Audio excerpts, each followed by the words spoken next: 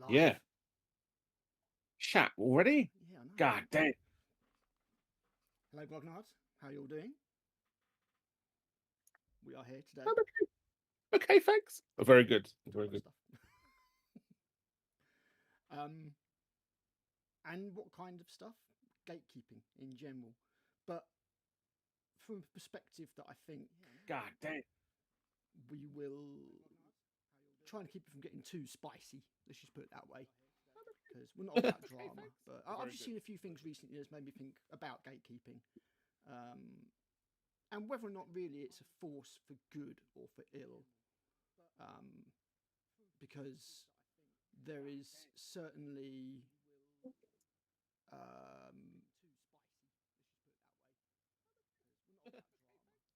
I would say there's certainly kind of like evidence for both, if you know what I mean. Yeah. In that, if we, volume is quite low. Let's turn that up. Is that on both of us? Let's bump the gain up on that. It might be where I turned down Matt on Discord the other day when we were playing Battlefield, and I was like, "What? I can't hear anything."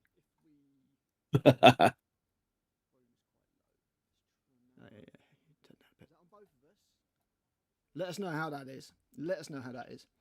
Because as I was saying, you know, I don't think necessarily that gatekeeping is as black and white as people say it is. So I thought we'll have a conversation about it. Excellent, Rational Ginger. Thank you very much. We'll have a conversation about it. Try and make it a nice, level, you know, reasoned conversation, not lots of screaming and shouting and all that kind of stuff. Which, to be fair, we just don't we don't tend to do that, Matt, do we? So it's not going to be a problem. No. But you know, I've been saving it for tonight.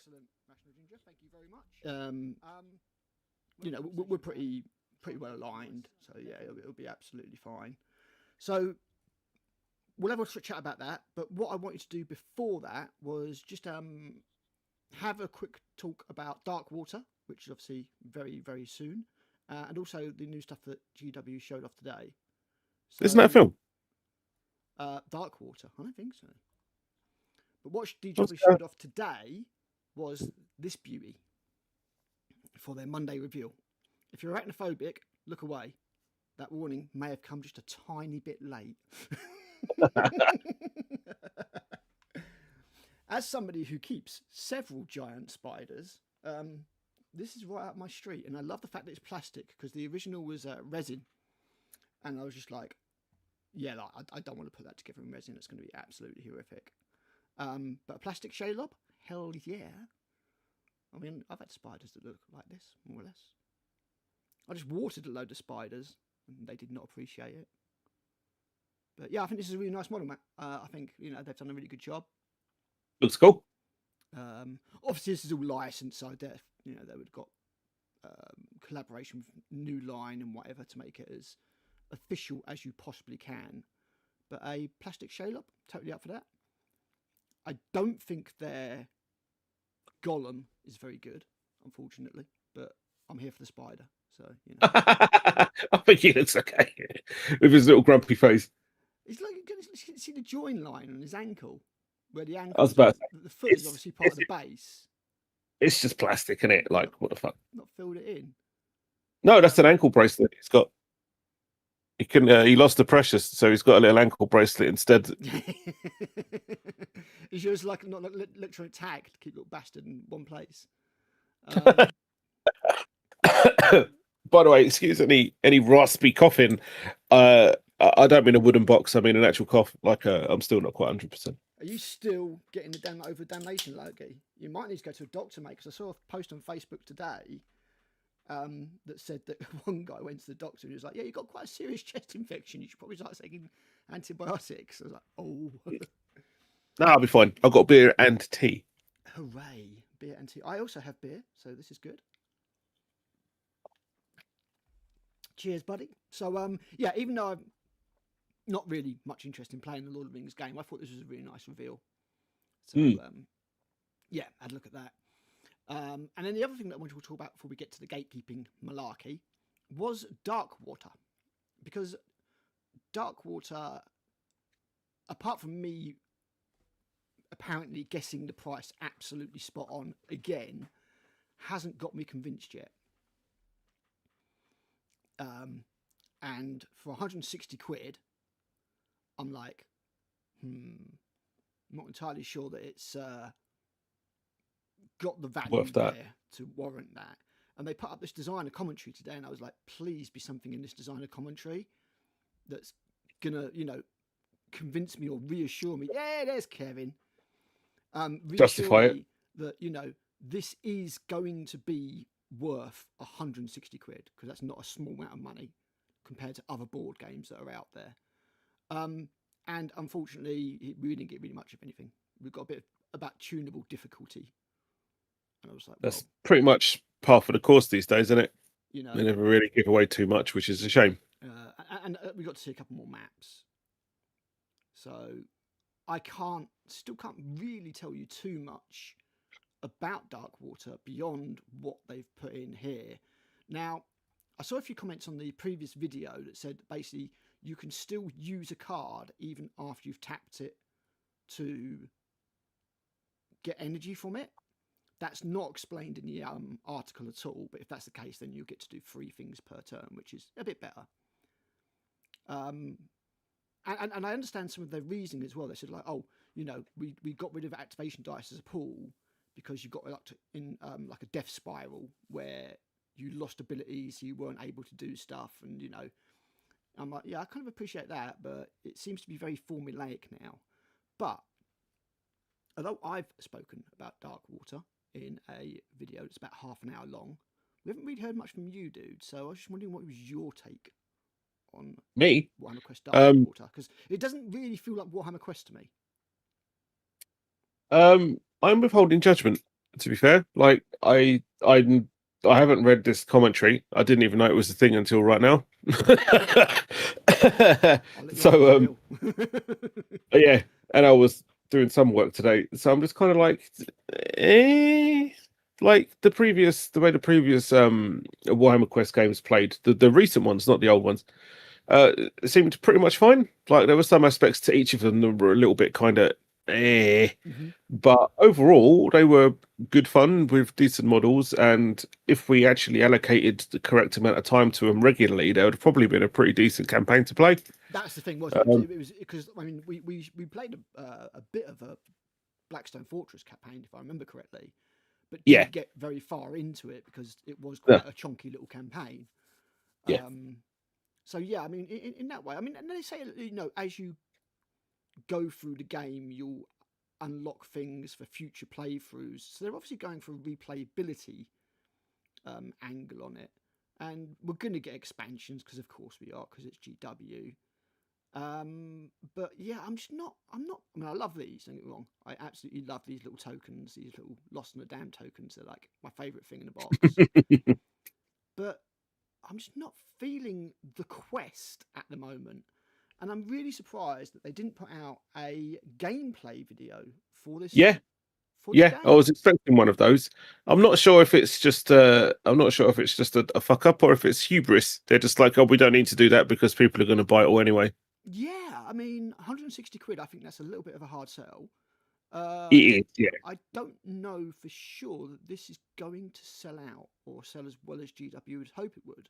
And I'm not saying that you need to pay Becca Scott $5,000 and get her to do one of her lovely videos, but you've got like a actual media department. Yeah, could just put a gameplay video together to convince us that it's going to be worth it. Because at the moment, I ain't seeing it. And we know that this is going to go out to other channels, not like us. And they're probably going to be like, oh, this is amazing and this is amazing, But I don't trust those channels. And we won't get to see it until the day of pre-order, which may be too late for some people that were actually on the fence and they kind of wanted it. And then it's not a limited edition item. Now, they said this about Curse City, but I'm going to say that they've learnt their lesson and there is no pandemic thing going on at the moment. So, they're saying it is a continual stock item this time round. So if you don't get it now, you'll be able to get it later. But I mean, from somebody who has marketed items in the past and has obviously set prices for items, which is why I'm pretty damn accurate when it comes to guessing the price of, things like this. And I said 160 for this, and apparently 160 is exactly what it'll be. It's a fuck of a lot. It's a hell of a lot of money to ask somebody to part with, and Age of Sigmar just isn't as popular as 40k. I'm really surprised I didn't do a 40k one this one, because you'd think it'd be 40k's turn. Do you know what I mean? And just like, imagine if they did like an Inquisitor style Warhammer Quest game, where you each play different members of an Inquisitor's retinue. I'm giving you gold here, GW. You know, I mean, all right, there might be a little bit of fighting over who's going to be the Inquisitor, but do you know what I mean? I mean, it seems a little bit like we were going to do Nurgle in. It's a bit like Curse City, isn't it? Because Curse City was like, well, we'll do Curse City, and that will also give us the opportunity to launch the Soulblight Gravelords. As like an expansion of that range, which is a nice range. It's a very nice range. And I kind of feel like they've done the same here, because obviously they've released these new Nurgle stuff, and then they've shown us the Age of Sigmar Nurgle stuff, or Maggot-born, or Maggot-kin, or whatever the hell they're called. And I'm like, well, okay, fair enough. So I understand that perspective of it. But unless you're gambling on the models to sell this, I don't think you've done a particularly good job, because you've shown the models off, and as I've said in the video, I don't think that the heroes in particular are not that compelling compared to Curse City. But you don't really seem to have done a good job of showing off any of the gameplay. No, none. And I would have thought they would have done like here's a free video that we'll put up that you can watch. Because now all that's happened is people have had these 2 articles, and if they're on the fence, the very next thing that they fear, if you can't sell Ultramarines, why would they do it? Yeah, well, yeah, quite. The next thing that they hear is it's 160 quid, and then they're like, well, I've not seen anything that makes it worth 160 quid yet.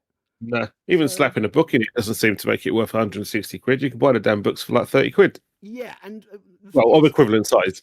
If we go back to obviously the article that they did, where is it? So much bollocks. I should look here. So here's their Sunday preview. Blah blah blah blah blah. Darkwater. So you can see that you've got a nice book. It does look like a nice book, and there's a lot of cars, and the models are more or less about the same as Curse City. And this is how I worked out what the price would be. You reckon? I thought it was less. This is like less models. It's about 3 models less, I think. But bear in mind that Curse City had a hell of a lot of tokens. Like you had the little cat and the little demon, and you had that raven on a little sort of stone thing with the key, and you had the gibbets with the the skeletons pointing. Those all counted as models. So it's comparable. Jesus, comparative. Or comparable. Comparable. Exactly. And that's how I've arrived at the price that I arrived at, and GW seems to agree with me. 160. I think it's a hard sell. You can get a lot of board game for 160 quid. Like a lot of board game for 160 quid. 160 quid will more or less get your copy of Gloomhaven. And if that's what you're looking for, then you're going to get a lot more out of Gloomhaven than you are out of this. I've seen the box for Gloomhaven. It's a chonky box. Oh, I've had Gloomhaven. I got rid of it because I realised I was never, ever, ever going to get through it.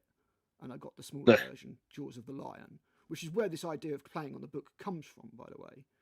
So Gloomhaven, as you say, was a chonky box with loads of cardboard tiles and rooms and all that kind of stuff.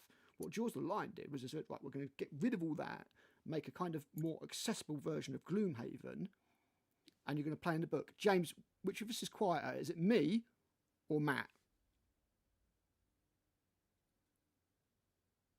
Matt, say something so you can tell.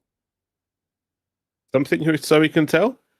Hello, hello, hello, hello. Have you seen what I've got to work with here? It's the best you could possibly hope for. Sadly true. Let me just bump you up just in case. Just in case. Woo! Bonus. There we go. I'm going to assume you're high on cold medication. Right. So... Yeah, we'll go with that. I'll turn the gain down on my mic as well a little bit. It's me. I'm way quieter. Jesus. Right, okay. So we'll turn my gain up, and then we'll turn Matt down. No, don't. It's the wrong way. I can't compete with your booming, manly voice. So, Danny. Let me know if that's any better, guys. Right. So, as I was saying, yeah, I think it's kind of a hard sell. What I would expect from GW, price-wise, certainly. But what I'm very surprised they didn't do was down here have something about Darkwater in the Warhammer TV section. You've had so much time to put this together. You've got some episode of, I don't know, Open Play, which is one of your battle reports. You've got Black Library Book Club, Hooray, I guess. And you've got Brain Boys, which looks to be a quiz, which could be fun. I'm not saying it's not, and it's nice they're doing different things than what they were doing. But if I was in GW's marketing department, and I have worked in marketing for various wargame companies, I would be like, why have we not done a gameplay video of like 4 people having fun with this game? It does seem to be a no-brainer. Before the pre-order, because it might be that after the pre-order, that's when it's going to come up, because that wouldn't surprise me when it comes to GW, because they are that. Well, the thing is, that's when the third-party people are going to put them up on it, because that's when they put up their previews of stuff that they've received recently, and it's on the day of the pre-order. It's when they get given the go-ahead to break the seal, as it were, as regards to videos. Obviously, they've already got it, they've already looked at it, whatever.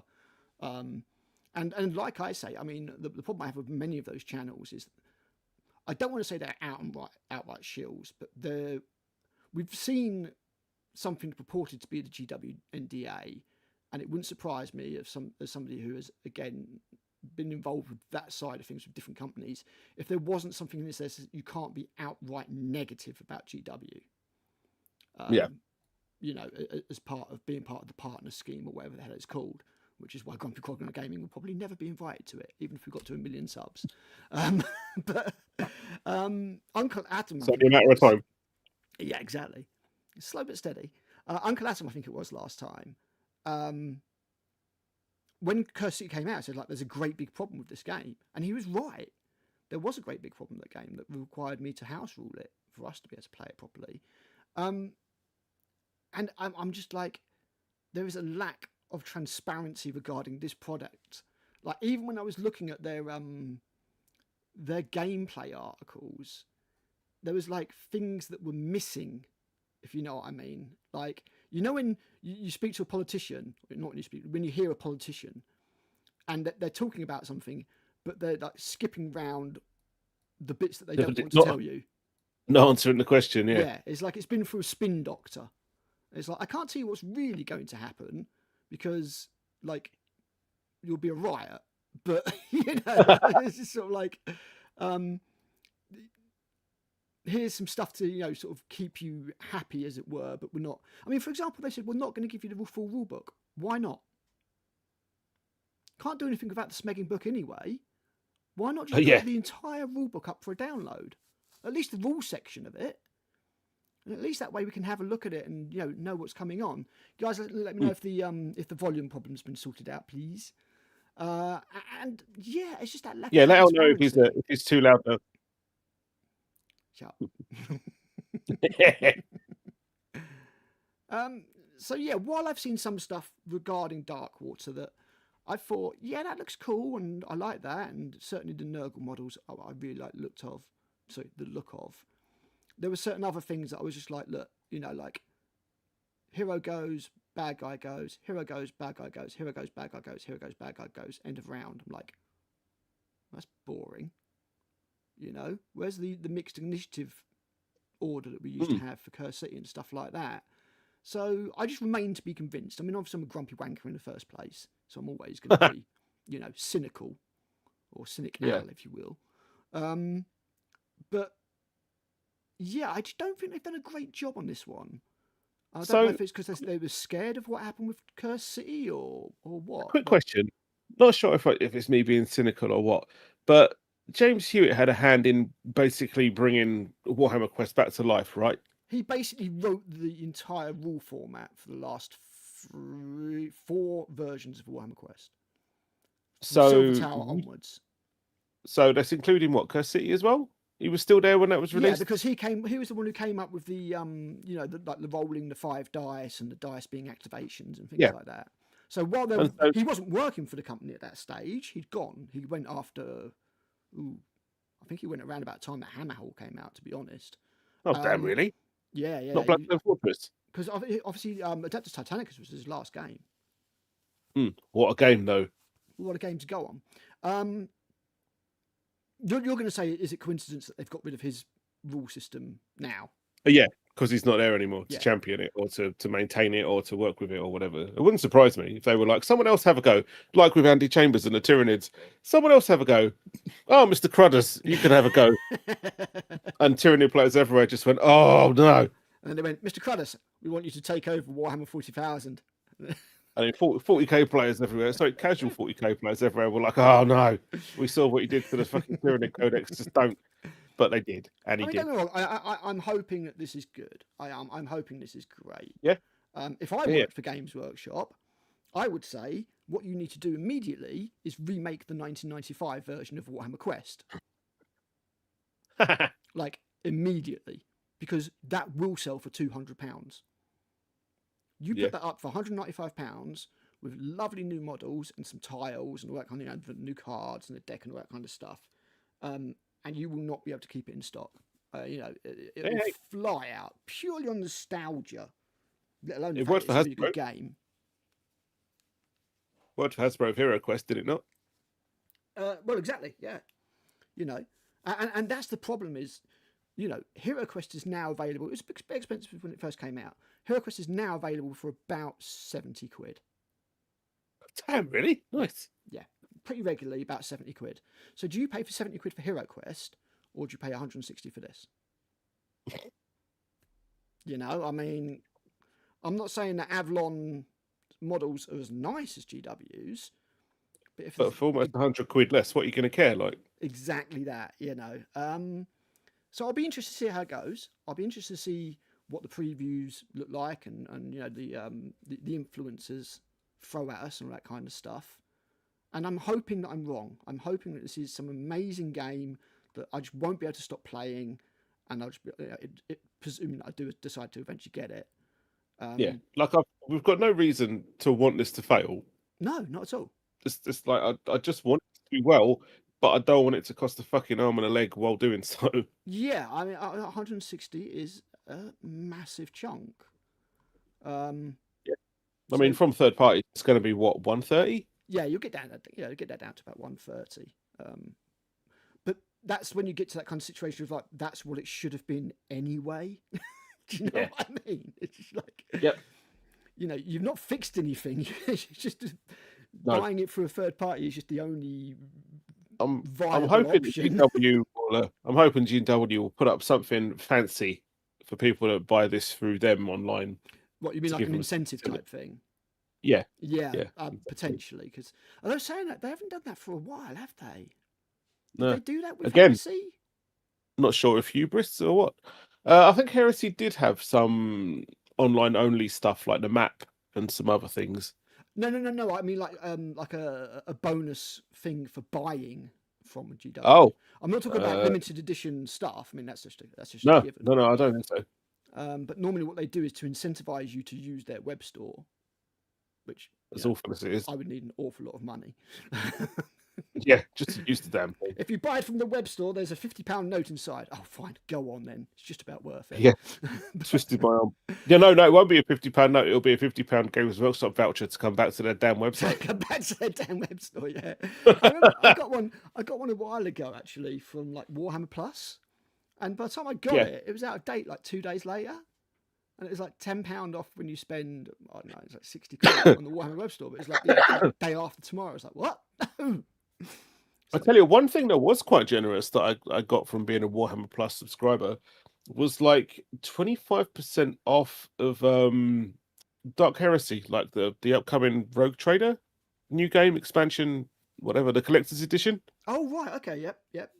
Which is quite a chunk, giving us like 200 and something quid.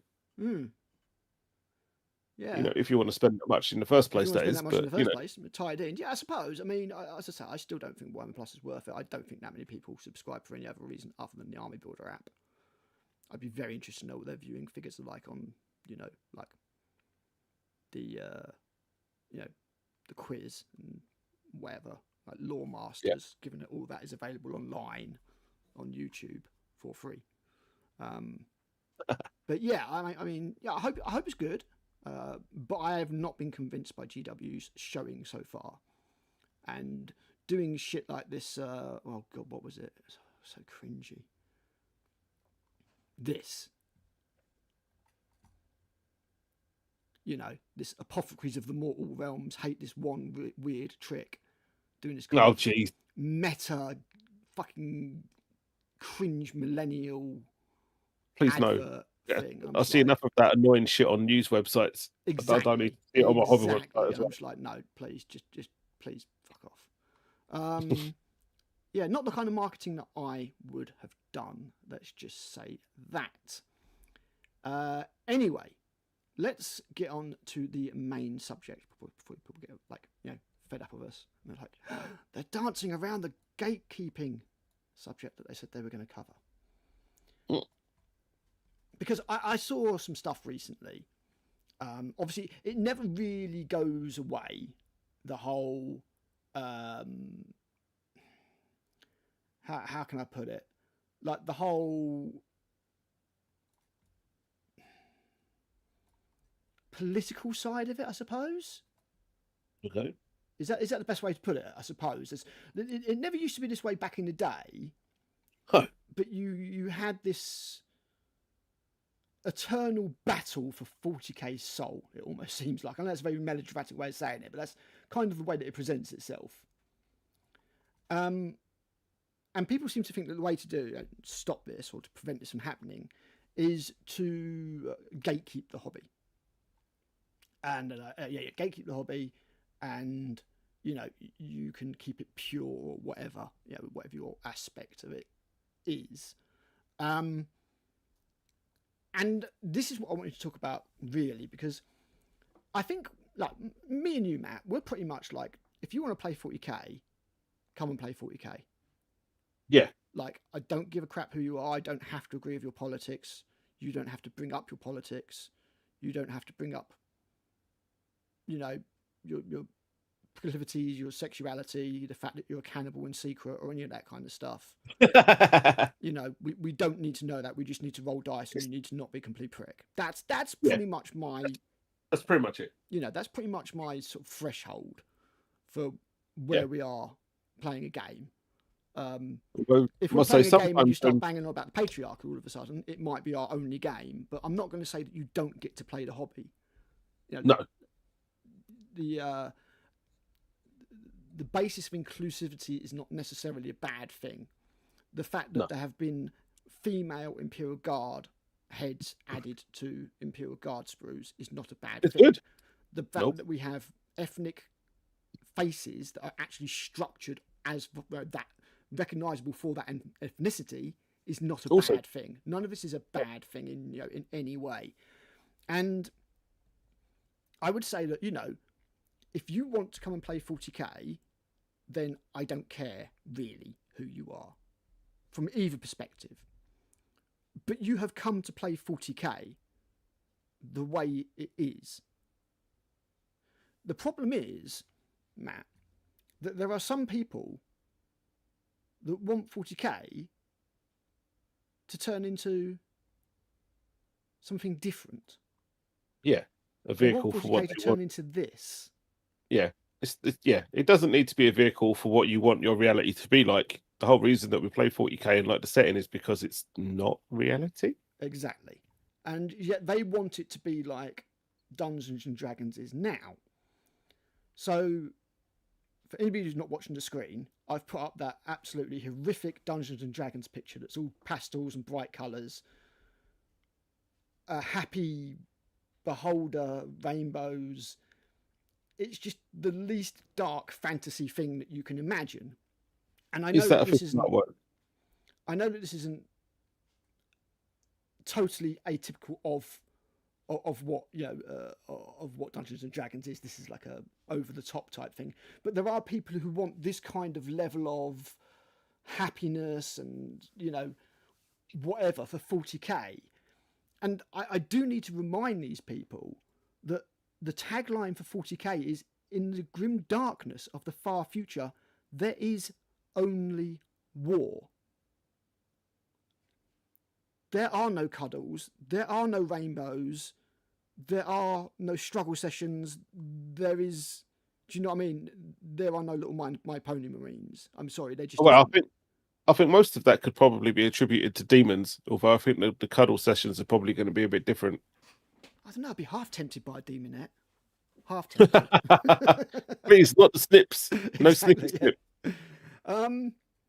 But like, I have a cuddle with the Keeper of Secrets, but you keep those two arms out of the way. Yeah, I mean, and this is the problem that, and as Richard says, Warhammer can be enjoyed by anyone. That doesn't mean people should come in and change it. Exactly. And this is my point here, that if you like something because of the way it is. Yeah. And you don't try and go and change it. No. I'm not going to go to Sleep Token and say, you know what, I'd really like you guys if you were more...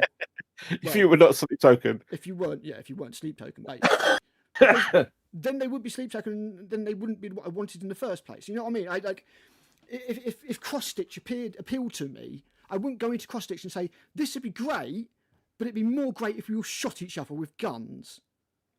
Because then it's not Cross Stitch. And in the same way, if you go into Warhammer and you're like, this is great, but it'd be even more great if the Imperium was a lovely, respectful place with trans rights and, everybody was all happy and cuddly and went on parties with Tyranids and all that kind of stuff, then you don't have Warhammer 40,000 anymore. No. You have a generic slop. And if you want to do that in your own hobby, with your own army, then go absolutely fucking nuts. Because at the end of the day, your hobby is your hobby. Oh, absolutely. Yeah. You can do whatever the hell you want with your hobby. That's how it works. It's pretty much hobby. For me, right? This is potentially going to be a bit of a loaded statement, but allow me to explain. Is that I am. It's true. Fuck everyone. No. Well, to be fair, you can fuck everyone. Just fuck everyone equally, and it's fine. It's the typo got that right.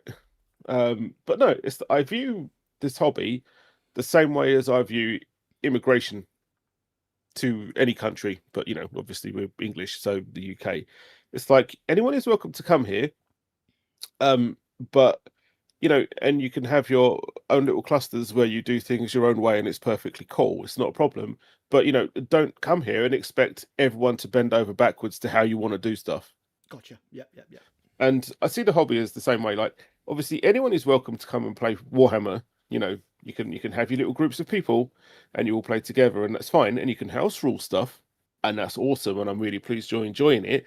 But don't expect everyone and games designers who make the game to bend over backwards to accommodate things that you want in the game and then get pissy about it when they don't. Mm-hmm. And to a certain extent, that also applies to us, especially when it comes to 40k, because we look at 40k today and we go, what the fuck have you done to this? It used to be awesome and now it's this. And look at that, you just summed up our channel in one line. It's true. I did. And yeah, we get pissy about it, but we don't expect Games Workshop to change it. No. And that's the key thing. This is one of the things this is what comes in with the gatekeeping, because as Kevin correctly says, you cannot gatekeep a hobby, but you can gatekeep your friend group. Now, I got a load of grief for this, because I did a video very early on in Grumpy Grognard Gaming's life, where I said basically that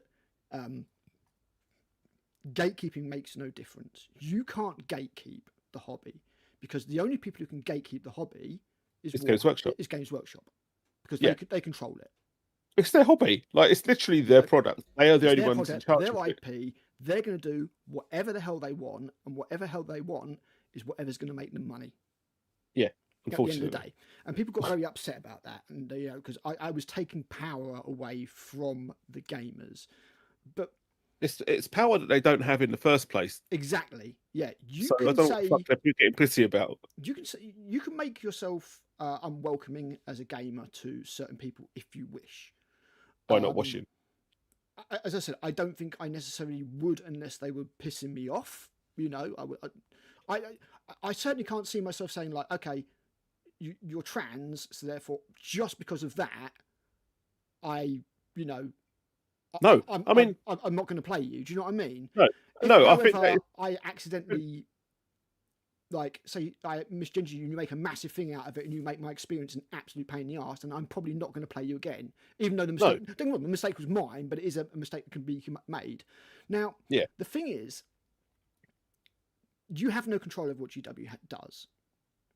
So this people took to mean as like, right, you're saying there's nothing we can do. No, I mean, you can choose not to engage in Games Workshop's product, and if enough people do that, then they would probably change direction. yeah. But However, no matter what when they do, they make money hand over fist. oh yeah, when they turn over the amount of profit that they do at the moment, it's there's not really much you can do about it. That's only going to go so far, and I doubt anyone will notice. Exactly. If if a load of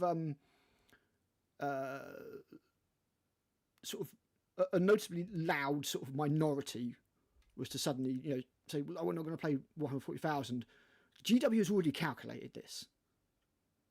Don't get me wrong, GW has already calculated that we are going to lose a certain amount of the audience by doing this, but we're gambling that we're going to gain audience by doing this. Yeah, I think we're only going to lose a very minimal amount. I think that's one half of it. Like the other half of it is kind of I can relate to it because I've been in a band which technically toured. It was one tour, so not exactly blow my own trumpet, but being in a band is like an ongoing creative process. I'm not the most creative of people. I would not call myself a musician by any stretch, but I'm kind of like the dude at the end of Band of Brothers when they're doing the interviews with people, and he's like, "Oh, my grandson asked me the other day, like, Grandpa, were you a hero?" And he said, "No, I was fortunate enough to be in a company of them." And like, I'm kind of like, I'm a bass player, but I'm not a musician first and foremost. I was just lucky enough to be in a band of friends that were, and it was really good. And like when you're in a band, you make creative decisions when you're writing music based on what you want, not what fans want. It's stuff that appeals to you first and foremost, because you are the fuckers that are going to have to play the damn thing night after night if you go like, on stage and play it. So you need to have like an attachment and a fondness for the stuff that you're playing. And more than when that, you music do is that, a direct expression of your testicles. art. Oh, fair enough. It is a very personal expression of what you're doing, that you're producing Yeah. this music. Yeah. There are corporate bands out there that do just, knock out any old shite. But Yeah. when it comes to like an underground metal band, generally there's an integrity there with your presentation of what you're doing. So, yeah, Exactly. I see what you're saying. But even then, like I would say that when people who are more interested in profit than creativity start to get their claws into whatever medium it is, then that particular medium starts to suffer, despite the fact it's getting more money thrown at it to achieve that end. Oh God, yes. Being in a band is no different. Like I would say that where Games Workshop now are far more corporate than they used to be, I would say that they're more corporate now than they are creative, which is why you see certain things vanishing from their website and from the hobby, but they still make loads of money because that's the way that that's the way that they're organized their business and structured, and that's the way that they've planned it, and they know what they're doing. It's kind of similar to when a band goes from being an unsigned band and then gets signed to a label. Suddenly they've got like a label manager and a bunch of other people saying, "Oh, we want you to do this. You got to do this. You got to do it this way. We want this kind of product from you guys. Yeah, you're awesome. You carry on doing what you're doing, but you got to kind of put a little bit of this in there as well," and blah blah blah. And 40K, I think, has very much done that, because they were Games Workshop were kind of corporate. They were kind of casual. like back in the day, as we keep saying. Mhm. And then you kind of Back when it go was from literally a like, load of punks just putting something together. yeah, like the Brian Ansell era was probably when they were, well, was actually not really probably, when they were their most creative. Mhm. And that's undoubtedly what attracted a lot of us to it in the first place, because it was so different from everything else that you clap eyes on it, unless you knew what, like, 2000 AD was or whatever. But then they kind of went from the Ansel era to like the Kirby era. Mhm. And, I don't know, obviously, I don't know Tom Kirby personally. I've never spoken to the guy, I've never clapped eyes on him. But from the way that Games Workshop operated, I would assume that he is a very old school corporate minded person, didn't like to experiment with anything. And if he did, and it didn't go their way, it went in the bin immediately, which is exactly why Games Workshop didn't have a great online presence. They tried it. People went, this is shit. We want to complain about XYZ. And then they went, we don't like that. We can't control what's Threw happening all the here. toys at the pram and didn't have any online presence for about 5 years. 100%, yeah. And then you kind of get to like the Kevin Roundtree era, and he sort of still corporate, but initially was very creative and very old school with the way that stuff happened, and we still got loads of really cool stuff. Yeah. And now it's kind of just gone more and more financial based. Mhm. And now it's just kind of like, yay, competitive scene, we'll bend to that because it gives us the most profit. And, yay, I'm glad people are enjoying their simplified 40k for tournaments and stuff so they can get more games in, and it's a more of a streamlined process for them. But, unfortunately, leaves the rest of us out in the cold. Yeah. And it's kind of like listening to a band like, like Amon Amarth, where like the Fate of Nauns is my favorite Amon Amarth album, and that's before they were big. And I think it's a great album, and it's got a lot of slightly weird stuff on it, and I really appreciate it for what it is. But now they just kind of like, yeah, they're a very good band, and like millions of people know who they are in that scene, but it kind of gets a bit samey. Yeah. Loses the fire a little bit.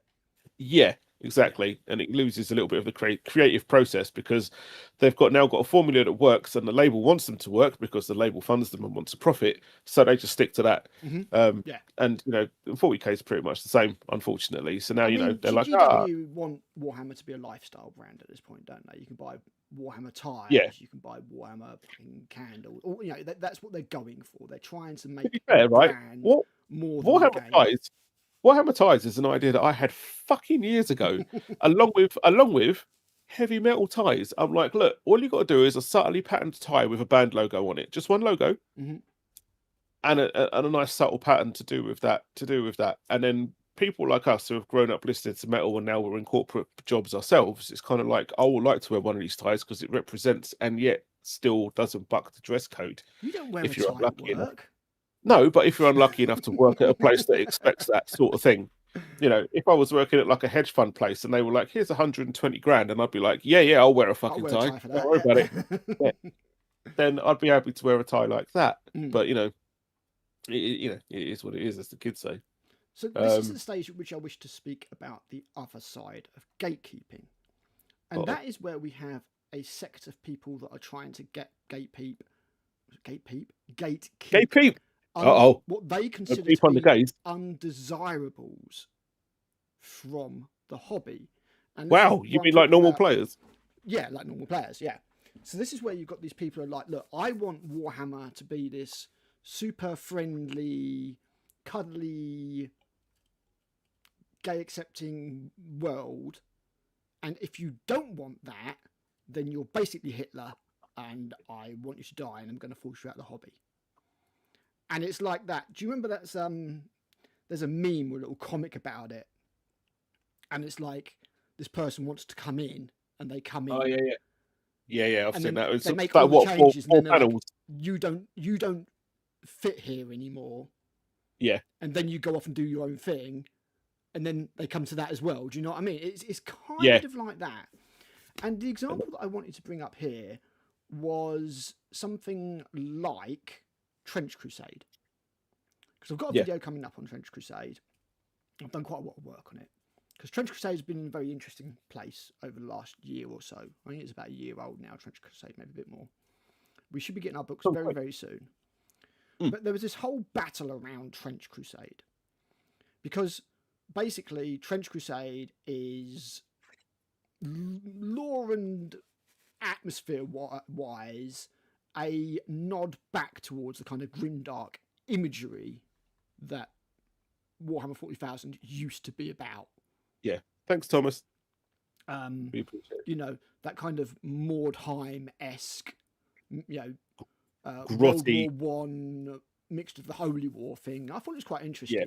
There's people slagging it off and, you know, doing all sorts of things, saying, but you know, for something that's starting out, it sounds pretty good to me, and I'm looking forward to getting my rule book so I can have a good read through it and you know, get into the lore and stuff. And I'm doing some painting at the moment. You know, I like Trench Crusade. I think, you know, Trench Crusade's fine. I'm going to get rid of this image real quick because I've got a feeling that anybody who comes in and sees this image is going to get scared off the stream, and I don't believe it. Go away, silly Dungeons and Dragons thing. There we go. So when it comes to Trench Crusade, obviously they kind of put a rod for their own back because they invented this new world, and they're like, okay, so it's like uber religious Christian made a big mistake a long time ago, opened up hell. Oops! Now the forces of hell and heaven are fighting, and obviously that is going to immediately attract a lot of people who are like, ooh, you know, like proper, you know, good versus evil. You know, like they would have, let's just say, spiritual or not ethical. What's the well, theological. Theological. Yeah, let's go theological. Sounds fancy. Yeah, it makes it sound way smarter than we are. Impetus for going into that world, and there was a load of people who went like, "Oh shit, 40k is a bit crap now. It's a bit you know, bit." And I'm not talking like, you know, because it's got girls in it or whatever. That's fine. That's just like a universe. Yeah. Do I like the fact that they turned cherubs from being actual babies to just mechanical clone vatted babies? Yeah, I think it was better the old way. I love the idea that these little ones that didn't make it got turned into cherubs and sort of served the emperor like that. I think that's far more interesting than anything else. Yeah. So, you know, there's many ways in which things have been toned down, and whatever you say about Trench Crusade, you can't say from a visual perspective that it's toned down. Like, no. The heretic soldiers are literally wandering around with baby fetuses on them, like tiny little babies and stuff. And like the nuns, the stigmatic nuns, have got their tits out and stuff. You know, GW ain't going to touch that with a barge pole. One of the problems is that the way that Trench Crusade was presented, I think, left a lot of people going in there and being like, okay, cool, this is my relief from 40k. But what happened was you had a lot of people that immediately went, you know, we can't have that. We need to make sure that this is gate kept. And what happened was Trench Crusade chose a somewhat left wing, let's say. Oh yeah, the Discord server. Host its Discord. Yeah. And this Discord, more or less, and I don't doubt that there was some spicy shit and those people probably deserve to get booted, but basically came to the perspective of, if you're not with us, you're against us and you're out. So anybody who came in and said, oh, I'm really looking forward to something that's not like 40k, you know, like religious fight, yeah, blah, blah, blah, blah, blah, blah, blah. Because obviously from a religious perspective, things like gays, trans, all that kind of stuff, you know, is going to have certain implications for them. You know, like for example, a trans person is basically somebody saying that God made a mistake. Now, I don't believe in God. I'm an atheist. But from a religious person, that's what you're saying. You're saying that God made a mistake, and like they're like, no, God, you know, people don't like that. There's certain people that will chop your head off for that. So when the people went into the Discord server looking for succor, looking for a sanctuary, they then got this Discord Mag 28 or whatever the hell it was, just booting people. Yeah, they were very, very, very heavy-footed on how they policed the Discord server, to say the least. And that pissed a lot of people off, rightfully. And I think Trench Crusade was wrong to not say outright, to sort of, they did it. I mean, I get it, because you're a company, you've got to be diplomatic. You can't turn around and just go like, right, these guys are absolute cunts, so we're fucking them off. Sorry, we're not, So they did the diplomatic thing. They were like, okay, well, thanks very much, Mag28. Thank you very much. We're now going to run our own Discord server because things have gone absolutely to shit, and hope we can pick up the pieces. So, and they did. And they largely did. Yeah, they largely did. There was a nice community of Trench Crusade stuff, and I think it's a community that matters. Especially the Trench Crusade won't be around very long. They've already broken a Kickstarter promise and made the setting irrelevant because it's nonsensical. I haven't looked enough into the setting. The Kickstarter thing, I've got a video coming out about it, put it that way, and it's certainly not all like sucking Trench Crusade cock. I think they've made mistakes. I think they've made big mistakes. I'm hoping that they can bring it back, because I like to have an alternative. It looks cool. I like the world that they've made. I like Mike's art, I think what happened was, I'm just saying that the Trench Crusade was an example of the left doing exactly what they're screaming at the right doing. And as I said, you and me, not left, not right, in the middle, let's just play our fucking game. Do you know what I mean? They blocked it early. They got in there and went, no, you shall not pass. Yeah. And that, massively affected Trench Crusade, where there's a load of people that just won't touch it now, won't give it a chance. And I can't necessarily say that I blame them. I can. I think it's a bit of a daft way of looking at things. It's like, it wasn't Trench Crusade itself. It was, unfortunately, the admins or mods of the Discord server that they'd got on board to do that. It wasn't any of the Trench Crusade guys themselves. Yeah. I mean, I've been told that there are... So obviously I've spoken with Thomas in the past. I've been told that there are religious people working within Trench Crusade. That it's not all lefties or anything like that. I think that basically what Trench Crusade are trying to do is they're trying to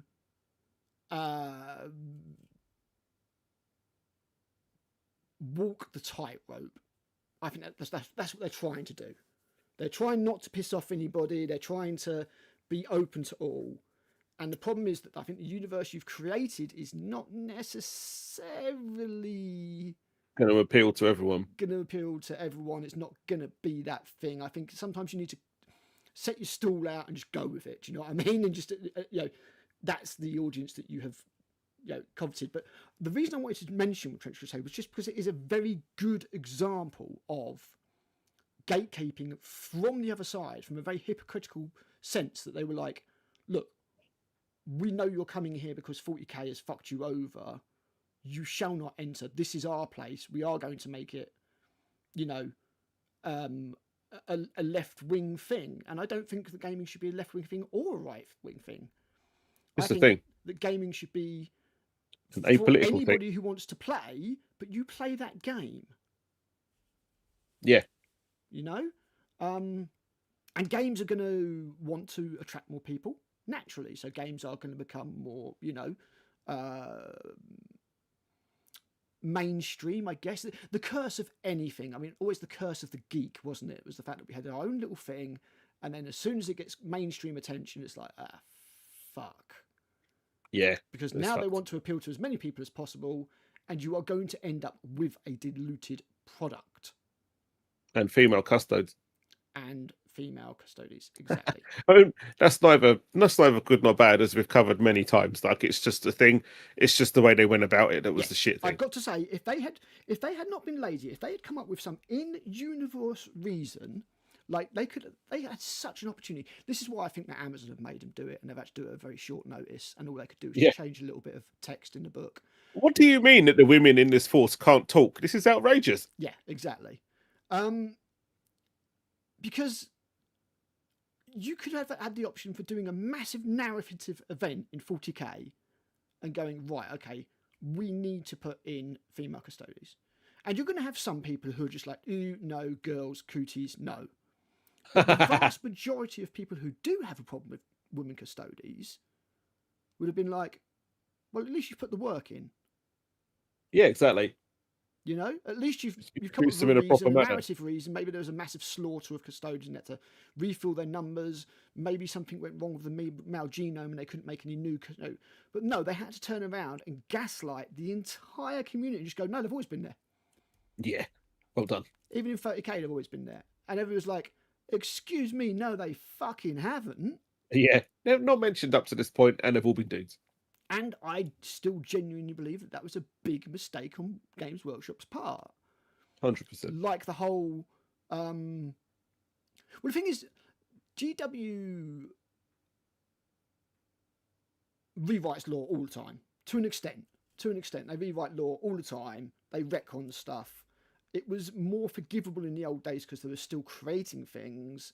It's less forgivable now, in my opinion, because there is an established universe. And that's what attracts people in the first place. Because, like, obviously, the custodians literally used to be half-naked men, never left the, the Imperial throne room, or the Imperial Palace. That was it. You know, that was the custodians. GW decided they wanted to be a faction. They had to make changes. I'm like, okay, yeah, I get that. That's fair enough. They want to be able to sell infinite amount of models. I get what they say. Absolutely rational ginger. I would have rather have seen the Sisters of Silence got something. Voices. I'd rather have seen them got an expanded range. I don't think that, as I said, there's some people who are like, "Ooh, no, girls, 40K, no," and yeah, right, fair enough. Like, whatever. But yeah. I think again, I think that's kind of like the metal scene in general. Like, it's much more accepted now, but a good few years ago, like 10, maybe 20 years ago, as soon as you get girls in metal, people are like, "Oh, what's a fucking girl doing here?" You mean playing in metal rather than just like. I mean, either way. Because like goth chicks, like, goth chicks have always been a thing, dude. Like, I mean, they're awesome. Don't get me wrong. Always. But like, yeah, I mean, but there's goth and then there's metal. Yeah, So I suppose, yeah. There's a fair bit of crossover between the two. But but even now, like you get female bands and females in bands. I mean, I had two girls in my band. It was awesome because one of them was the singer and the other one was the keyboard player. They were arguably the two most talented people in the band. It's absolutely fine. But even to this day, there's still people like, "Oh, girls in metal," and it's kind of like, well, no. See, I don't understand. I don't understand that because I'm like, if girls want to play 40K, then that's absolutely fine. Yeah. But like, it's 40K, and the thing is, most girls do not give a flying fuck about female space marines. Yeah. Do you know what they like? Tyranids. Yeah, an Eldar. Orcs. You know? Or Nurgle if they're a nurse. Or if it's my wife, who's recovering from surgery at the moment, Nurgle. I don't give a fuck about female space marines and probably don't even play Sisters of Battle. I've got Sisters of Battle army because I think they're awesome. Same here. And I would have like a Sisters of Silence force with just a couple of custodians in it because I kind of think that's the way it should be. I don't think custodians should be an army. I think they break space marines, but that's another discussion. Yeah. You guys went out to get some psychers on a black ship, got some custodians along for additional security. I do not think it is a bad thing that there is a male-only faction called Space Marines. No, not at all. When it comes to Space Marines, the biggest problem I have with Space Marines is that if you make Space Marines female, and this might be an old man chauvinistic part of me that I just have to accept at the end of the day. When a Space Marine is made, it's literally a young lad that is cut open from stem to stern. Horrific, unspeakable things are done to him, and horrific, unspeakable things will happen to him out on the battlefield.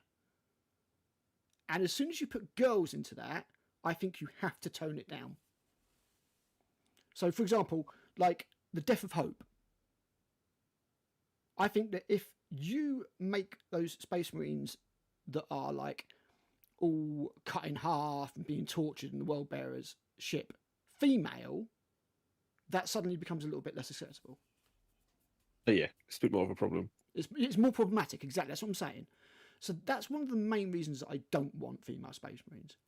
That and the fact that I just see that female Space Marines would just, oh God, people would be insufferable. Can you imagine the people that, as Kevin says, with the big political war, you know, and the rest of us are like, please just don't fuck up the game. Please just don't fuck up the game. Please just don't fuck up this universe that I've invested in for the last 30 years. Please just don't. Yeah. Please. Actually, go on. You know, and I think that would happen. And yes, this battle are awesome. I love it. Apart from the fact they've got man faces, I think they're great. I really genuinely do. And Daniel, when it comes to Custodes, mate, I'm just ignoring the female side of it. Yeah, I mean it's good they've got an option. I've got some fucking order that just for some reason doesn't have female Custodes in it. Boom, that's it. Simple as that. Just like the Black Templars don't have Psychers. There you go. I'll come up with some narrative reason if I have to. My order doesn't have female Custodes in it. Boom, done. Because I don't think GW should be rewarded. And yes, the law was the backbone of Warhammer. It really was. And I think that's the other problem with the hobby is that if you sacrifice that law, what do you have? You have a compromised, generic sci-fi universe, and that's not what we want. Which sucks. I don't think it's Henry Cavill's problem. I think Henry Cavill desperately wants these things to be good. Unfortunately, Henry Cavill is part of a machine that wants everything to be as generic and crap as possible. I guarantee that if The Witcher had been the way that Henry Cavill wanted it, it would have been fucking awesome. I guarantee that if Superman had been the way that Henry Cavill wanted it, it would have been fucking awesome. And I guarantee that if Henry Cavill got his way on every single decision in Warhammer 40,000, the series, whatever it is when it finally comes out, it would be fucking awesome. But I also guarantee you that every single time he has a meeting, he has to bite his tongue. I bet. Every single time. It's funny you should say that because that's what I was going to say. Is very similar. I mean, The Witcher is in a very similar position to 40k at the moment. It's been around for ages, and the lore is awesome, and it's kind of based around young dudes getting mutilated into something that is essentially post-human for a specific purpose. Yep. Only males can be witches. Yeah, and it's very, very similar. What's happened there is very similar to, I suspect, what's happening with 40k now. Like, the wider world is like, they were very, very fortunate in that CD Projekt Red did such a fucking good job with 3 games. I think they did all 3. I'm not sure off the top of my head. I think they did, yeah. But they did a fucking stellar job, which is very the third one is like one of my all-time games. The third one is so good.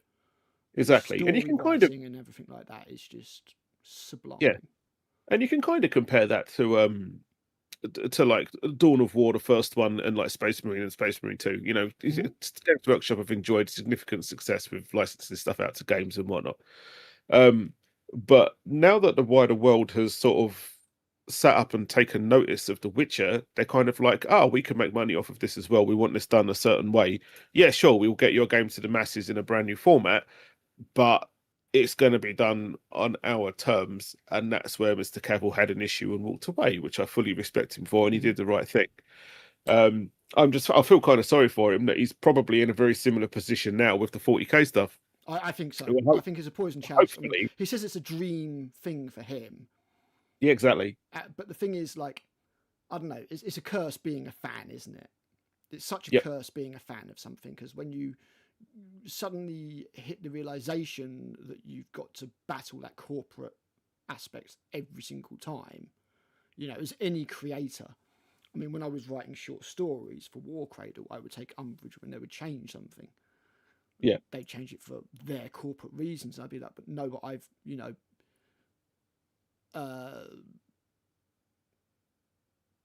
I've created this again. It goes back to the music kind of thing.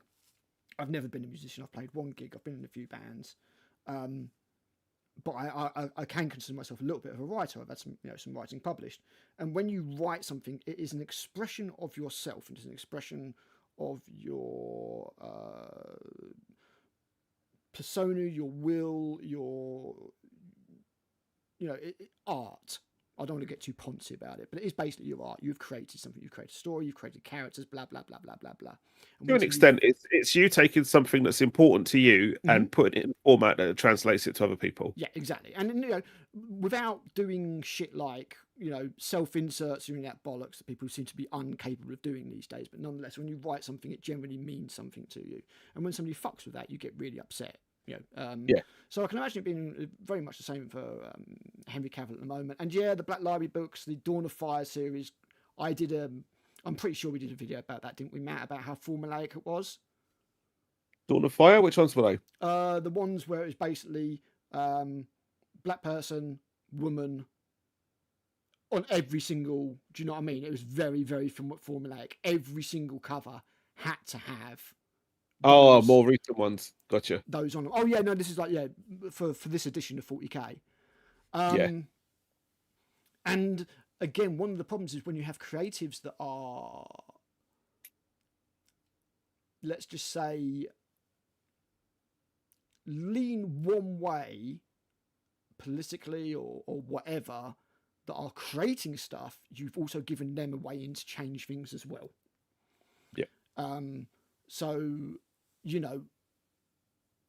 again, I'm trying not to be a cunt about this. I really am. I genuinely don't believe that representation is a bad thing. If there is a gay character in a book, I'm not like, that's bad. I'm not that that's bad. If that gay character is then going on some weird campaign about gay rights and the Imperium's just going, yeah, that's fine, no problem, well done, stunning and brave, oh wow, yeah, have your trans pride rally in the middle of the city, then I'm like, no, because that goes against everything we have been told that the setting is. Yep. That's where the problem is. Representation isn't a problem if you can find a way to do it without compromising the core lore and universe of what you have already created. But if you're changing things, as Kevin says, for out of world reasons, then you are going to compromise the background that you have built and spend a long time building. Yeah. Until eventually it becomes a nonsensical mess. Look at Predator Badlands. I'd rather not. I've reviewed it on my other channel. It's an absolute Disney-fied piece of shit. You took on for the team. Did I ever? It's doing quite well though, that video, so it's all right. I'm wondering if I'm going to do another better version video of it. I don't know yet. But, it is unrecognisable as the Predator. The Yautja deck in that film is unrecognisable as a Predator. It's just another generic daddy issues, character that learns the meaning of friendship and now has a clan with a female android and a female teenage group, basically. I couldn't believe what I was fucking seeing, mate. I really couldn't. And I've done some videos on my other channel, Critical Reviews, where I break apart in detail all the problems narratively, even taking away the Predator stuff, the problems narratively with that film, and there are a lot. But anyway, getting back to 40K. One could almost say that the whole Predator universe could have done with a bit of gatekeeping to keep it in line. Absolutely. And the problem is, like, people lap it up in a very like loud and visual way, and people are like, but that's what people want. And it's like, no, it really isn't. It's just there's some very loud people. It's like here's a perfect example, right? Here's a perfect example. Morbius. Did you see Morbius? I actually quite liked it, but I think I wanted to like it more than I actually did. Do you have a thing for Jared Leto? Is that what it is? No, I just think vampires are cool. Vampires are cool, but Morbius was a pretty bad film. Yeah. But Sony got so convinced by the meme, it's Morbin time, that they re-released the film in cinemas. Oh. It's like it had already bombed once, and they re-released it because they got convinced by social media. And this is the thing, that people look at this social media, and that's what they look at. They're like, oh right, they don't listen to the fans so much these days. they look at the social media, and there's that whole kind of side that, you know, the youngsters and Gen Z are going to have the drop on us because we can't tweet that fast, kind of thing. You know what I mean? Our social media skills are inept, and you've got bots and things like that just constantly push things. Like, you've now got this narrative going around that The Acolyte got cancelled because all the fascists and racists. No, The Acolyte got cancelled because it was an unwatchable piece of shit that cost $320 million. You know, but that doesn't stop narratives from being pushed. And, you know, when it comes to 40K, I'd always hoped that 40K would just dodge all of this. But the bigger it gets, the more influence it gets, the more people that get in behind the scenes and all that kind of stuff. And the more that corporate goes, right, okay, well, it's like the whole South Park Kathleen Kennedy thing, isn't it? Put a chick in it and make a layman gay.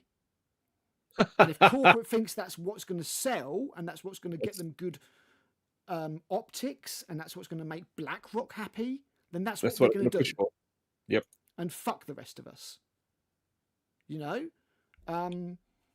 And I think this is why we sort of lean back on things like the heresy. And I think that's why the heresy getting, you know, oh, female custodians have always been there. No, they fucking haven't, you liar. Was such a thing, you know, because we look back at the heresy and we go, oh, that's the aesthetic I like. That looks like a space marine. It doesn't look like a cartoon fucking Nerf gun holding twat. Desolators, do you feel attacked right now? They should. They really should. And yeah, that's. I think there's a sense of inevitability about it, isn't there? You know. And again, girl boss is one of those things where it's like, I don't mind a girl boss every now and again. When every other single one of them is a girl boss, I'm like, ugh. Again, going back to my film critiquing channel, semi-thing that I'm building up, it's like when in a film now, every single time the white corporate man is the bad guy. And if a woman's the bad guy, it's because it's a white man's fault. Star Trek Discovery, is that you? Exactly. You know, I know you're there. I can hear you breathing. And it just gets tiresome. And that's the thing, is you don't want it to get tiresome. You want it to be like, oh wow, cool, a girl character. That's cool. Yeah. Like the first time I read what was it? Bloody oh god, what was it? The Caiaphas Cain books. Oh yeah, with what, Inquisitor Aubrey, is it? Something like that. Yeah. Yeah. Something Vale, I think it was. And I was like, oh wow, cool, female Inquisitor, and like she's still badass and she's still an Inquisitor. Do you know what I mean? Yeah, sweet. I like that. Yeah. But when you've been served up your fucking 50th insufferable girl boss, you're like, it's just an eye roll now. You're like, oh fuck's sake. Please. I've said it before, and I will say it for fucking ever. If you want to see girl bosses and inclusivity and stuff done right, just look at The Expanse. There are girls in charge in The Expanse. You've got like Camila Drama and you've got Ava Serrala. They are both fucking awesome at what they do, and characters in the show respect them for it. Yep. They don't go around belittling people because they're men, or they don't go trampling over things that men do in traditional male roles. Leadership, I don't consider leadership to be a traditional male role. Like, my mum did very well in her job, you know, when she was working. She got very high up in like in the educational environment where she was, and she did it all by herself and through hard work. There's no reason that women can't be in charge. But I will say that there are things that women are good at, and there are things that men are good at, and it's just a natural thing. And if you write to the strengths of what ladies are good at, generally, then it's going to be more convincing for people who are ladies and people who are not, and maybe people in between. This is 2025 after all. Yeah. So, you know, if you want to see like a 6-foot female Marine in power armor taking people apart, watch The Expanse. You know, she's been trained to do it. It's not unusual. The Martian. In that setting, to have a gunnery sergeant as a female, and she can take out dudes because she's not a tiny lady with accommodating. Isn't it? Well, it's like if you look at Aliens, look at Vasquez. Oh yeah. You had absolutely no doubt that Vasquez could beat the shit out of anybody there. Yeah, absolutely. You know, like she was a badass. and she earned it. But nobody, if you say, oh, name a girl boss, nobody picks Vasquez. No. Nobody picks Vasquez. You know, nobody picks Ripley. Nobody because picks they were believable Sarah characters Connor. in the setting they were in. They didn't overdo anything so that you didn't believe it. Because they're well-written characters. Exactly. But then when I watch Captain America Brave New World, and I see 4'0" what's her name suplexing a 200-pound 6-foot dude, believability goes out the window. Yeah, not so much. I'm like, no, you know. So, yeah, I mean, I don't know. It's one of those things. As I say, we're getting old. Things are changing. Times are changing. It's like Anchorman, isn't it? With Danny Trejo. Things are changing, man. Women can do stuff now. Red Sonja was a piece of shit. I reviewed that on my channel. It's very bad. Not the old one. No, not the Bridget Nielsen one. The new one. Can't even believe they bothered. The new one. It's terrible. Just watch my review of it instead. It's very, very bad. The old one was fine. Not sure remake required. But yeah, you know, the landscape is changing. The landscape is changing ever since, you know, Me Too and all that kind of stuff. You know, you are getting this shift towards, you know, a more egalitarian area, I suppose. Major from Ghost in the Shell, yeah, absolutely. And I didn't mind the remake of that, actually, with Scarlett Johansson. I thought it was okay. Yes, it was. You know, and you've just got to hope that it just doesn't get to the levels. To every single action, there is an equal and opposite reaction. So when the pendulum pushes too far one way, it will go back the other way. That will happen every single time. But unless it's 40K. Exactly, like I'm saying, unless it's 40K or Disney, for example, seemingly. And the thing is, like a big company like GW, let's make no mistake, it's like turning an oil tanker. It ain't quick. No. You can't 180 an oil tanker straight away. You know, it takes time to turn that ship. So even when GW realised that this, you know, modern audience doesn't exist, and they make a decision that fucks them over, it might take time to, you know, and I'm not saying that they need to turn around with, you know, wide open arms, go, oh, we were wrong, nothing but men from now on, nothing but men. But I just think they need to look at what's happened with other companies, and at the end of the day, go woke, get broke, or whatever it is. Get woke, go broke. That's it. Get woke, go broke is a thing for a reason. We've seen it happen with other franchises, time and time and time again. And you know, GW haven't gone down that trajectory as fast as some. No, absolutely. And we just hope that, you know, they don't, because we do like this universe. We do like these characters that have been come up with and that kind of stuff. And what we like more than anything else is just, you know, bitching about it. But, you know, and yes, you're right, Kevin. Hollywood is trying their best to turn around. Yes. And it's very difficult to pivot and make that change when you're constantly getting people screaming at you that you're racist and a fascist and blah, blah, blah, blah, blah, blah, blah. You know, because they've automatically got ammo against you. And it's like, hang on, no. I'm looking at this from a completely reasonable point of view. And they're like, no, I can't hear you, blah, blah, blah, blah, blah, blah. Fingers in ears, you're a fascist, therefore I'm right, go away. Yeah, Bud Light, Gillette razors, yeah. I mean, I'm hoping GW is not going to get added to this. It depends on leadership at the end of the day, but there's a lot of corporate influence.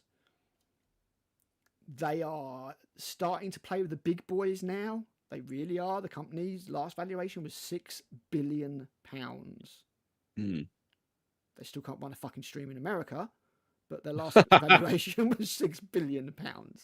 They are worth more than British Gas. They are a huge company. There will be a lot of pressure over the next few years, I think, of other entities trying to buy GW. Like BlackRock. Hopefully it won't happen. But, you know, we'll have to wait and see. I don't feel like they've totally turned on the male audience. They've definitely ignored the male audience quite a bit. Yeah. I think that, coupled with a typically corporate lack of respect for their customers, is what rankles people like us the most. It's not just because we're dudes, but it's because we've been long-term customers who are traditionally guys. Mm-hmm. And So we still tend are. to, I mean, don't get me wrong, yeah, still are. You look at those World Championships articles, every single winner, every single player that I can see on there is a dude. You yeah, go down to Warhammer World, there's a few girls there. yeah. But like There's, 90% of the players, dudes. yeah, easily 90% are dudes. Yeah, And as I said, no problem at all if girls want to come and play, and if you want to come and play in our awesome little universe that's grimdark as fuck and miserable and everything sucks. I mean, why the fuck would you look for representation in that world? yeah. It's like you're very welcome to come and play in our hobby if you love it because of the hobby and not as a vehicle to Mm-hmm. try and get your own way across and to see, to try and shift it into things that you want it to be. The old ones are way better anyway, Daniel. I haven't bought a Black Library book. The last Black Library book I bought was the last Dan Abnett one, the Gaunt's Ghosts War Master. That's the last one I bought. That's a long time ago. Or was it Pariah? No, I think Pariah was after that. And I'm looking forward to Pandemonium. But the vast majority of Black Library novels I look at these days, and I'm like, nah, no interest. No interest at all. Yes, no, you're right, Kevin. And I've said this time and time and time again. War appeals to men. Men are naturally more belligerent than women. War appeals to us. Being competitive, shooty, blah, blah, blah, blah, blah. Look at airsoft. Look at any of these things. They are all skewed massively towards men. And GW would do well to remember that. Because at the end of the day, if you make Warhammer something that is equally appealing to women as men, then you've lost Warhammer. You know, bolt action even more so because it's historical. There are very, very few ladies out there who give a flying fuck about World War II. Let me tell you that. You know, as a manager in a GW store that I was in as a kid said once, and I never forgot it because I was like, oh, he can't say that. He said, we like war because it gives us stiffies. You know. Wow. Yeah, I know, right? I could have got him fired. And yeah, it does. It appeals to blokes. It just appeals to blokes. I've said this time and time again. Basically, if you take Warhammer 40,000 and you show it to 100 blokes, just 100 random blokes that you've chosen, you'll probably get, I don't know, 30-40%, I reckon. Go, oh, that's kind of cool. You know? Or let's see a Starties or something like that. Oh, yeah, that looks kind of, I like that. Oh, man, that's some good action, you know? If you do the same thing to women, you'll be lucky if you get 10%. Yeah. You know, and that's just the way it is. And it's not bad. Having male spaces is not bad. Having male-dominated hobbies is not bad. As I said, we ain't saying girls can't come and play, but this hobby is the way it is for a reason. You know, and if you fuck with it too much, then you completely destroy what you have. And I can not think of a single scenario in which that's good. No. I really can't. You know, you say, I mean, Sisters of Battle, Sister of Silence, Imperial Guard. You can have women in Imperial Guard. You can have women There's loads of women Eldar bodies. You've got Demonettes in Chaos. Tyranids are, at the end of the day, asexual, so it makes no bloody difference. Unless you're a Turvagon. True. And then you've got like Jesus of the Cults, female representation. You know, yeah. I don't see the problem with Space Marines being male only when that's the way they were created and that's the way that the law was written. And I'll die on that hill. I know there's loads of people. Oh, you're just a bigot. I'm like, no, I just don't see the fucking point. I think when it comes to representation, women are over-represented in the game. It's fine. It's absolutely fine. You know, I'd rather see you do something with Sisters of Silence. If you want transhuman females, then I'd rather have you invent some very, very super rare Sister Battle unit. like 1 in a million or 1 in 1,000 can do it, but like you've got a transhuman sister about unit. I'd rather that than you fuck about with Marines. Space Marines. My partner helps with dog rescue. It's 95% women. They still need me to clear crap from the gutters and the kennels. Know your place. But you're doing good work though. You help them dogs. Indeed. This is certain things, isn't it, guys? At the end of the day, there's certain things that are going to appeal to women. There's certain things that are going to appeal to men. Men don't go into cross-stitch clubs and go, I'd really like this if only you had more Apache helicopter patterns. Yeah, I tried crocheting. It's fucking hard. It sounds hard and crap. And that's just the way it is. And as I say, I'm going to die on that hill. It's just the way I'm. I'll set my ways. If that makes me misogynistic, then, fair enough. I've never said that women can't play 40k. I've played 40k against women. Kicked her ass, but that's my point. My daughter beats me. Actually, to be fair, Kirsty normally beats me at most games because of her witchy dice rolls. She rolled 3 6s 3 times in a row. I'm like, you are a witch. Definitely a witch. Definitely a witch. She's got Beelzebub to gang up on. But yeah, it's just the way it is. At the end of the day, GW corporate, they're going to want to make their stuff appeal to as many people as possible. I get that. I get being a company. I get that you also, there will be people within GW who privately hate what they're doing. I guarantee it. There'll be people like, oh, fuck, really? But they like their job, so. And then there'll be other people in GW who are actively campaigning for it. It's just the nature of things. The only thing we have to hope is that basically what we are invested in, all this stuff that we've invested in and put time into and attention and all that kind of stuff. I don't know, the local knitting club around here knitted a life-size Spitfire for Remembrance Day. Dude, that is so awesome. Nice. That is very cool. Life-size. That must have taken months. How the fuck do we not hear about that? I know, innit? That's incredible. That's so cool, dude. Yeah, like you said, Daniel, we never said they couldn't play. I literally, and this is the problem, like, more welcoming, certainly, I feel, than the other side. Like, I won't play with anybody who isn't, like me. Because there are people like that are out there. Like, I only want people like me in this hobby. That's not what I want at all. But I just want the hobby to stay the hobby. I don't want you to fucking Yoko Ono it. Put it that way.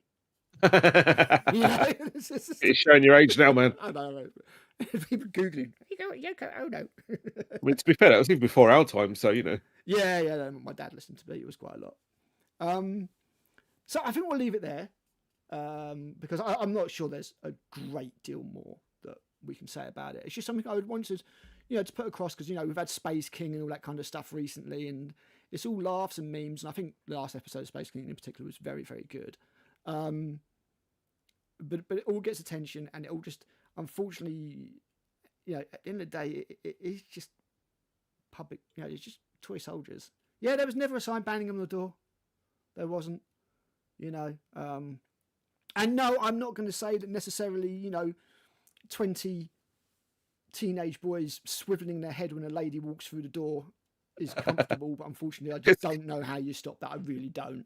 Yeah, it's like American Werewolf in London where those two dudes walk into the pub at the beginning. It's like a lady walks into a GW and like the dice just stops in midair. Yeah, exactly. Yeah, you got a guy playing on the piano.